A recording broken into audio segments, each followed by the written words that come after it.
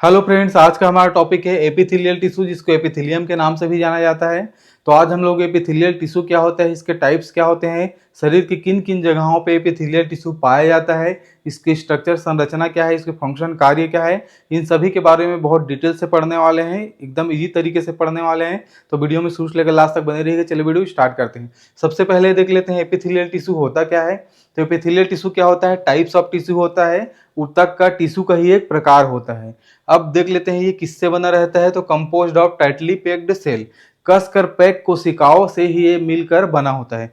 कसकर पैक कोशिकाओं से ही क्या होता है, ये बना रहता है। बहुत सारे सेल का क्या होता है, समूह होता है, कोशिकाओं का समूह होता है, और आपस में कसकर क्या होते हैं, वो पैक हो जाते हैं। कसकर पैक हो जाते हैं, कसकर इकट्ठा हो जाते हैं, तब वो क्या बनाते हैं, एपिथेलियल टिश्यू का निर्माण करते हैं। अब क्यों करते हैं, तो form of protective lining of the both internal and external body surface, शरीर के आंतरिक सतह और बाहरी सतह पे क्या करता है, ये प्रोटेक्टिव लेयर बनाता है, सुरक्षात्मक परत बनाने का काम करता है। अब सुरक्षात्मक परत क्यों बनाता है, तो provide a barrier between body interior and exterior, body की जो आंतरिक सतह है, अंदर की सतह, अंदरूनी सतह है, और बाहरी सतह है। तो अंदरूनी सतह और बाहरी सतह दोनों जगह पे क्या करता है, ये अवरोध प्रदान करता है, अवरोध बनाता है, बैरियर बनाता है, ताकि इन्फेक्शन और बाकी कुछ चीज़ें आसानी से उसके अंदर न जा सके। ठीक है। अब इसके एग्जांपल्स देख लेते हैं। एपिथेलियल टिश्यू कहाँ कहाँ पे पाया जाता है। तो इंटरनल बॉडी सरफेस के एग्जांपल देखें तो इंटरनल बॉडी सरफेस में कहाँ कहाँ पाया जाता है, lining of respiratory tract, digestive track और यूरिनरी ट्रैक। ठीक है। जो श्वसन तंत्र है उसके लाइनिंग में, परतों में पाया जाता है। डाइजेस्टिव ट्रैक है जो पाचन तंत्र है, उसके परतों पे पाया जाता है। और यूरिनरी ट्रैक, ठीक है, जो मूत्र मार्ग है, मूत्र की जो ट्रैक्ट है, मूत्र तंत्र है, उस पर भी क्या करता है, उसके जो लाइनिंग है, परतें हैं, वहाँ पे क्या होता है, ये जो एपिथेलियल टिश्यू है पाया जाता है, एक अवरोध बनाने का काम करता है, प्रोटेक्टिव लेयर बनाने का काम करता है। एक एक्सटर्नल बॉडी सरफेस का एग्जांपल देखें तो इसमें है एपिडर्मिस, जो स्किन होता है हम लोग का, जो त्वचा होता है। तो त्वचा का सबसे बाहरी जो लेयर होता है, जिसको क्या बोलते हैं, एपिडर्मिस बोलते हैं। तो अभी किससे बना रहता है, एपिथेलियल टिश्यू से बना रहता है। अब देख लेते हैं एपिथेलियल टिश्यू के टाइप्स के बारे में, प्रकार के बारे में। तो एपिथेलियल टिश्यू को मेनली दो टाइप्स में, दो प्रकार में क्लासिफाई किया गया है। कौन कौन से दो प्रकार हैं, तो फर्स्ट है क्लासिफाई बाय सेल शेप, जो कोशिकाएं हैं, सेल हैं, उसके शेप के अकॉर्डिंग, उसके आकार के अनुसार वर्गीकृत किए गया है, बांटा गया है। ये फर्स्ट टाइप हो गया। सेकेंड टाइप है classify by number of layers, कोशिकाओं में कितनी परत होती है, कितने लेयर्स होते हैं, उसके अकॉर्डिंग बांटा गया है। ये सेकेंड टाइप हो गया। अब देख लेते हैं शेप के अकॉर्डिंग मेनली कितने टाइप में बांटा गया है। तो सेल के अकॉर्डिंग मेनली इसको तीन टाइप्स में बांटा गया है, जिसमें फर्स्ट है स्क्वामस एपिथेलियम, सेकेंड है क्यूबॉइडल एपिथेलियम, और थर्ड है कोलुमनार एपिथेलियम। तो ये मेनली तीन टाइप्स में बांटा गया है। कि करके इनको समझ लेते हैं। तो जो स्क्वामस एपिथेलियम है, ये क्या होता है, फ्लैट होता है, थिन सेल्स होता है, मतलब चपटा और पतली कोशिकाएं होती हैं। ठीक है। किस टाइप का दिखाई देती है, तो लाइक प्लेट शेप्स, जो प्लेट होते हैं वो प्लेट की तरह ये क्या करती है, दिखाई देती है। ठीक है। चपटी पतली कोशिकाएं होती है जो प्लेट के आकार जैसा दिखाई देती हैं। अब एग्जांपल से देख लेते हैं कि बॉडी के किस किस जगहों पे स्क्वामस एपिथेलियम पाया जाता है। तो स्क्वामस एपिथेलियम के कुछ एग्जांपल्स देखें तो ब्लड वेसल्स में, रक्त जो वाहिकाएं होती है वहां पे, और लिम्फेटिक वेसल्स, लसिका वाहिकाएं होती है वहां पे कहाँ पाया जाता है, तो इनर वॉल में, आंतरिक दीवारों में पाया जाता है। एक डायग्राम से देख लेते हैं। जैसे ये ब्लड वेसल्स हो गया, ठीक है, ये ब्लड वेसल्स हो गया, ठीक है, और ये क्या हो गया, लसिका वाहिकाएं हो गया, ठीक है, लिम्फेटिक वेसिकल्स हो गया। तो इन दोनों के जो अंदर है, आंतरिक इनर वॉल है, आंतरिक इनर वॉल है, ये इनर वॉल में क्या पाया जाता है, एपिथेलियल टिश्यू में से स्क्वामस एपिथेलियम पाया जाता है। इसमें क्या पाया जाता है, तो स्क्वामस एपिथेलियम यहाँ पे पाया जाता है। स्क्वामस एपिथेलियम पे इनर वॉल जो है ब्लड वेसल्स और लिम्फेटिक वेसल्स का वो बना होता है। ये फर्स्ट एग्जाम्पल हो गया। और सेकेंड एग्जाम्पल की बात करें तो जो स्किन है, जो त्वचा है हम लोग की, और जो माउथ है, मुंह है, ठीक है, वजाइना है, जो योनि है, और फेरिंस है, जो गले में पाया जाता है, फेरिंस। तो इन सब की जो लाइनिंग है, इन सब की जो लाइनिंग है, परत है, वो किससे बनी रहती है, तो स्क्वामस एपिथेलियम से बनी रहती है। एक एग्जांपल से जैसे समझते हैं कि मान लीजिए हम लोग का स्किन है, ठीक है, तो स्किन का जो ऊपर का जो लाइनिंग है, ऊपर का जो परत है, ठीक है, ये परत किससे बना रहता है, तो स्क्वामस एपिथेलियम से बना रहता है। एक एग्जांपल से देखें तो ये क्या है, एपिडर्मिस। तो एपिडर्मिस किससे बना रहता है? स्क्वामस एपिथेलियम से बना रहता है। ऐसे ही ठीक है, माउथ में, वजाइना में, फायरिंग्स में, इन सब की जो लाइनिंग है, परत है, उसमें क्या रहता है? स्क्वामस एपिथेलियम होता है। और एक एग्जांपल देखें तो जो एल्वोलाई होता है, जो लंग्स होता है, श्वसन तंत्र होता है, उसके अंदर एल्वोलाई होता है। तो इस एल्वोलाई का जो वाल है, दीवार है, वो भी किससे बना रहता है? तो वो भी स्क्वामस एपिथेलियम से बना रहता है। तो ये कुछ एग्जांपल्स हो गए। अब सेकेंड टाइप के बारे में देख लेते हैं। तो सेकेंड टाइप क्या है? Cuboidal epithelium. क्यूबाइडल एपिथेलियम रहता है, ये क्या रहता है? घन आकार का रहता है। ठीक है, घन आकार का रहता है, क्यूब शेप का रहता है। क्यूब शेप सेल होता है, रफली equal in height and width. ठीक है, ये क्यूब शेप का रहता है। इसका हाइट और वेट क्या रहता है? बराबर रहता है। इसका हाइट और वेट क्या रहता है? बराबर रहता है। इसको डायग्राम में देख लेते हैं। ठीक है, तो ये हो गए क्यूबाइडल एपिथेलियम। तो क्यूबाइडल एपिथेलियम में क्या होता है? इसकी जो लंबाई है और इसकी जो चौड़ाई है, ठीक है, चौड़ाई और लंबाई क्या रहती है? इक्वल रहती है, बराबर रहती है। इसलिए क्या कह रहता है? चौकोन दिखाई देता है, घन आकार का दिखाई देता है, क्यू शेप का दिखाई देता है। ठीक है, अब इसके कुछ एग्जांपल्स की बात करें, तो जैसे सिक्रेटरी ग्लैंड्स जो होते हैं, स्रावी ग्रंथियां होती हैं, उनमें डक्ट होते हैं, नलिकाएं होती हैं। उन नलिकाओं के जो लाइंस होते हैं, वहां पर क्या होता है? ये क्यूबॉइडल एपिथेलियम होता है। जैसे एक एग्जांपल के से समझ लेते हैं। ठीक है, एग्जांपल्स में क्या है? ये कोई एक डक्ट है। ठीक, ये कोई क्या है? एक प्रकार का ग्रंथि है। अब इस ग्रंथि में कोई डक्ट है। इस डक्ट की जो लाइनिंग है, जो दीवार है, ठीक है, इस डक्ट की जो लाइनिंग है, नलिकाओं की जो लाइन से परत है, अब ये परत किससे बना रहता है? ये परत जो है क्यूबॉइडल एपिथेलियम से बना रहता है। ठीक है, इसकी जो परत है, ये क्या होती है? स्रावी ग्रंथिया की डक्ट जो लाइंस होती हैं, नलिकाएं होती है, वो क्यूबॉइडल एपिथेलियम से बना रहता है। रिनल ट्यूब्यूस वृक जो नलिकाएं होती हैं, जो हम लोग का यूरिनरी सिस्टम होता है, वहां पे जो रिनल ट्यूब्यूल होता है, वो वृक नलिकाएं होती है, उसका जो वाल है, उसकी जो दीवार है, वो भी किससे बना रहता है? तो क्यूबॉइडल एपिथेलियम से बना रहता है। ओवरी और टेस्टिस का भी क्या होता है? जो ओवरी का आउटर लेयर है, ओवरी का जो आउटर लेयर है, बाहरी लेयर है, वो भी किससे बना रहता है? बाहरी परत क्यूबॉइडल एपिथेलियम से बना रहता है। और जो टेस्टिस होता है, हम लोगों का जिसको विसरण बोलते हैं, तो जो टेस्टिस होता है, उसका जो वाल है, दीवार है, वो भी किससे बना रहता है? तो क्यूबॉइडल एपिथेलियम से बना रहता है। ये कुछ एग्जाम्पल्स हो गए। अब थर्ड देख लेते हैं। तो थर्ड क्या है? कोलुमनार एपिथेलियम है। कोलुमनार एपिथेलियम में क्या होता है? ये टॉल होता है, लंबा होता है, और कॉलम लाइक सेल होता है। ठीक है, जो कॉलम होता है ना, स्तंभ होता है, उसके अनुसार होता है, लंबा होता है, taller than they are wide. ठीक है, तो इसकी क्या होती है? लंबाई ज्यादा रहती है और चौड़ाई क्या होती है? कम होती है। जैसे इसको देख लीजिए, कॉलमनार एपिथेलियम एक कॉलम टाइप का रहता है, और इसकी लंबाई जो है ज़्यादा रहती है, और जो चौड़ाई है, जिसे लंबाई देख लीजिए ज़्यादा है, और इसकी जो चौड़ाई है, ठीक है, ये जो चौड़ापन है, ये क्या है? कम है। तो थर्ड जो है हम लोग का कॉलम एपिथेलियम, वो कॉलम टाइप का रहता है, इसकी लंबाई ज़्यादा रहती है और चौड़ाई कम रहती है। इसमें कुछ एग्जांपल्स देखें कि बॉडी के किस स्थान पर कहाँ पे पाए जाते हैं। तो इंटेस्टाइन में पाए जाते हैं। स्मॉल इंटेस्टाइन हो गया, लार्ज इंटेस्टाइन हो गया, तो उनकी जो वाल है, दीवार है, वहाँ पे पाया जाता है। स्टमक हो गया, पेट हो गया, तो पेट के जो दीवार है, वहाँ पे पाया जाता है। ठीक है, यूट्रस मतलब जो गर्भाशय होता है, उसके दीवार है, वहाँ पे पाया जाता है। रेस्पिरेटरी श्वसन तंत्र है, उसके भी सारे दीवारों पे क्या होता है? ये कॉलमनार एपिथेलियम पाया जाता है। ठीक है, तो इस प्रकार से इसके एग्जाम्पल्स हो गए। अब सेकेंड टाइप के जो क्लासिफिकेशन है, उसके बारे में पढ़ लेते हैं। Classify by number of layers. Classify number, परत के आधार पर वर्गीकृत किया गया है, उसको समझ लेते हैं। तो नंबर के आधार पर क्या होता है? सिंपल एपिथेलियम होता है एक। सिंपल एपिथेलियम का मतलब ये होता है कि इसमें क्या होता है? एक लेयर होता है, वन लेयर ऑफ सेल्स। कोशिकाओं के एक परत होती है। जैसे ये देख लीजिए, एक कोशिकाओं का क्या होता है? एक परत होता है।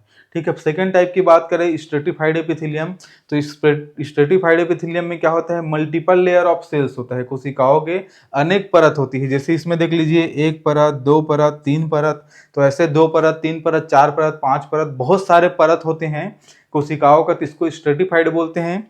सिर्फ एक परत है तो इसको सिंपल एपिथेलियम बोलते हैं। ठीक है, अब इसी में क्या करेंगे? इसी में हम इन तीनों को क्या कर देंगे? ऐड कर देंगे। जैसे यहाँ पे देख लीजिए, स्क्वामस एपिथेलियम को हम लोग ऐड कर दीजिए, स्क्वामस एपिथेलियम, स्क्वामस को ऐड कर दीजिए, क्यूबॉइडल को ऐड कर दिए, ठीक है, और क्या है, कॉलमनार को ऐड कर दिए। ठीक है, तो अभी क्या बन गया, simple squamous epithelium, simple cuboidal epithelium और सिंपल कॉलमनार एपिथेलियम। ठीक है, अब सिंपल स्क्वामस एपिथेलियम का मतलब ये होता है कि इसमें एक लेयर तो होता है लेकिन ये चपटा होता है। ठीक है, सिंपल क्यूबॉइडल एपिथेलियम का मतलब होता है एक लेयर तो होता है लेकिन ये क्यूब शेप का रहता है, घन आकार का होता है, लंबाई चौड़ाई बराबर रहती है। सिंपल कॉलमनार एपिथेलियम देख लेते हैं, तो कॉलमनार एपिथेलियम क्या रहता है, एक लेयर का तो होता है लेकिन ये कॉलम शेप का होता है, इसकी जो लंबाई है ज्यादा रहती है और चौड़ाई क्या होती है, कम होती है।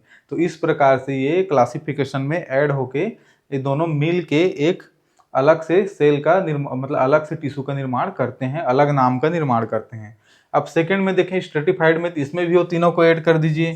ठीक है, स्क्वायमस एपिथेलियम, ठीक है, क्यूबॉइडल एपिथेलियम और कॉलमनार एपिथेलियम, कॉलमनार एपिथेलियम। ठीक है, अब इसमें स्ट्रेटिफाइड का मतलब है मल्टीपल लेयर, इसमें बहुत सारे लेयर है, बहुत सारे परतें हैं, लेकिन ये क्या है, स्क्वायमस है मतलब चपटा है, बहुत सारे चपटे लेयर इसमें हैं, बहुत सारे लेयर है लेकिन सब लेयर क्या है, चपटे हैं। ठीक है, सेकंड की बात करें तो इसमें बहुत सारे लेयर है लेकिन क्यूबॉइडल में क्या है, वो घन आकार का है, लंबाई चौड़ाई समान है, लंबाई चौड़ाई समान वाले बहुत सारे सेल्स इसमें मौजूद हैं।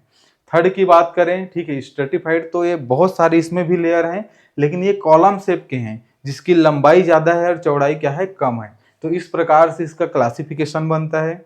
इसके अलावा और भी कुछ है, उनको समझ लेते हैं। तो थर्ड है pseudo stratified epithelium, pseudo stratified epithelium. तो स्यूडो स्ट्रेटिफाइड एपिथेलियम में क्या होता है, स्यूडो का मतलब होता है, ठीक है, हमारे आंखों में वो क्या है, सही तरीके से दिखाई नहीं देता, रहता दूसरा है और दूसरा तरीके से दिखाई देता है। तो उसी प्रकार समझ लेते हैं, appear to have a multiple layer but actual has a single layer. तो जो स्यूडो स्ट्रेटिफाइड होता है इसमें क्या होता है, मल्टीपल लेयर टाइप का दिखाई देता है लेकिन एक्चुअल में इसमें क्या होता है, इसमें सिर्फ एक ही लेयर मौजूद होता है। ठीक है, तो ये हो गया स्यूडो स्ट्रेटिफाइड एपिथेलियम।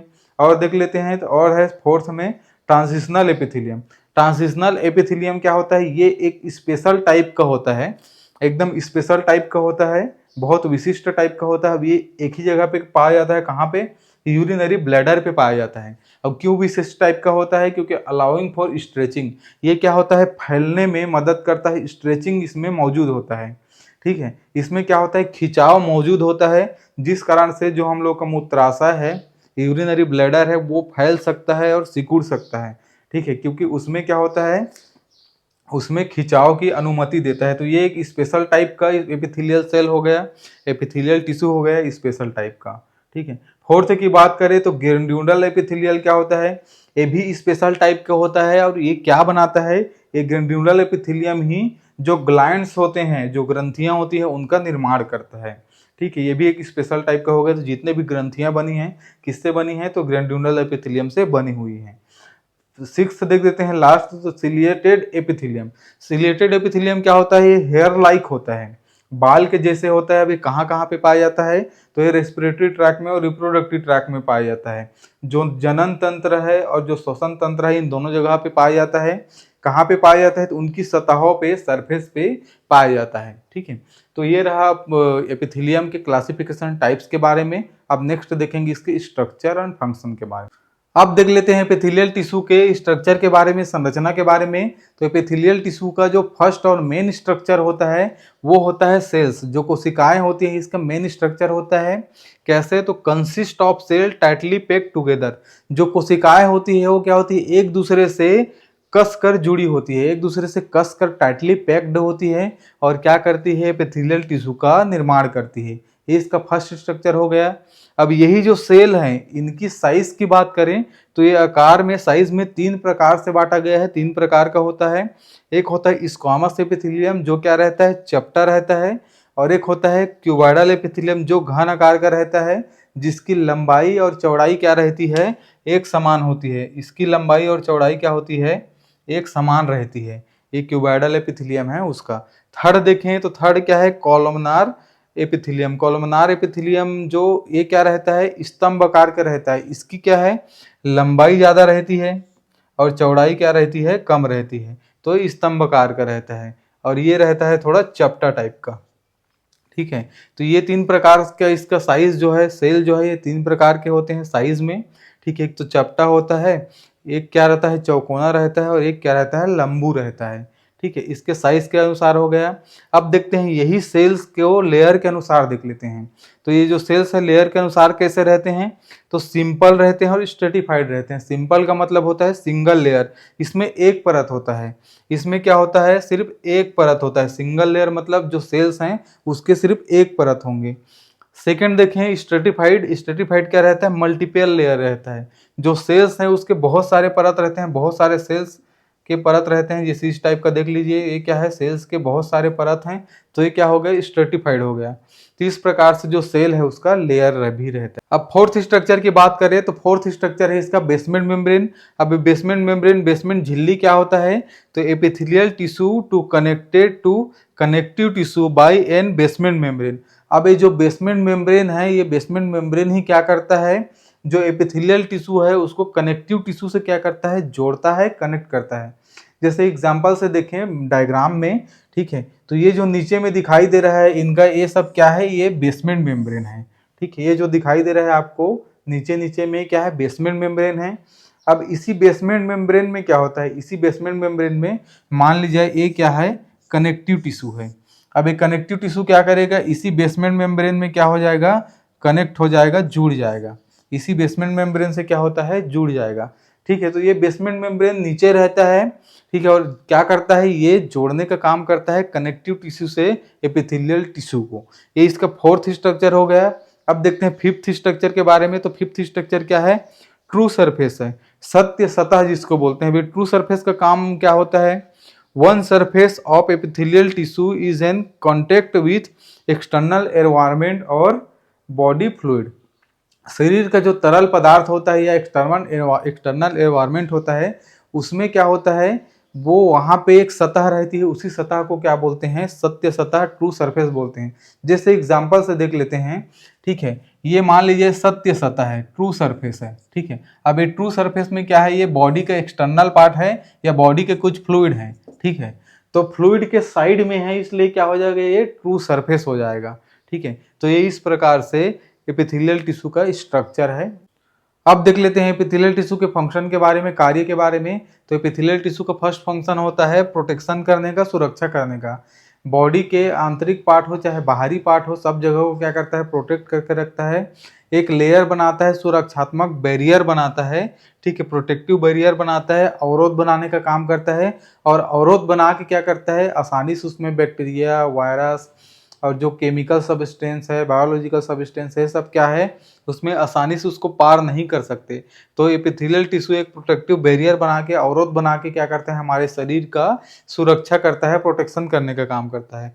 सेकेंड, इसके फंक्शन के बारे में देखें तो ऑब्जॉर्प्शन का, अवशोषण का काम करता है। स्पेशली कहाँ पे होता है, तो डाइजेस्टिव ट्रैक्ट में होता है, पाचन तंत्र में होता है। वहाँ पे क्या होता है, जो न्यूट्रिएंट्स और फ्लूइड है उसको क्या करता है, ऑब्जर्व करने का काम करता है। जो पोषक तत्व और तरल पदार्थ होता है उसको ऑब्जर्व करने का, सोखने का काम करता है, अपने अंदर लेने का काम करता है। स्पेशली कहाँ पे होता है, तो स्मॉल इंटेस्टाइन में होता है अवशोषण का काम, क्योंकि स्मॉल इंटेस्टाइन में एपिथेलियल टिश्यू पाया जाता है, ठीक है। अब थर्ड इसके फंक्शन के बारे में देखें तो सिक्रीशन, स्त्राव का भी काम होता है। स्पेशली स्त्राव का काम कहाँ होता है, कहाँ पे सिक्रीशंस होते हैं, तो जो ग्लैंड्स है, ग्रंथियाँ होती हैं, वहाँ पे होता है। तो एपिथेलियल टिश्यू से ही ग्रंथियाँ बनी होती हैं, ठीक है। अब इसमें देख लेते हैं स्पेशली क्या क्या चीज़ किस तरह होता है, तो secrete hormones, enzymes and mucus. Hormones, enzymes और बलगम का क्या करता है, निर्माण करता है। किसके थ्रू करता है, ठीक है, तो जो ग्लैंड्स होते हैं उसके थ्रू करता है, जो ग्रंथियाँ होती हैं उसके थ्रू करता है। इस प्रकार से एपिथेलियल टिश्यू सिक्रीशंस में भी भाग लेता है, सिक्रीशंस में भी अपना इंपॉर्टेंस देता है, ठीक है। अब फोर्थ फंक्शन की बात करें तो फोर्थ फंक्शन है एक्सक्रीशन। जो अपशिष्ट पदार्थ है उसको बाहर निकालने का भी काम करता है। अब ये कहाँ पे होता है, तो स्पेशली ये किडनी में होता है और स्वेट ग्लैंड में होता है। तो जितने भी ग्लैंड्स है वो किससे बना है, एपिथेलियम से बना है।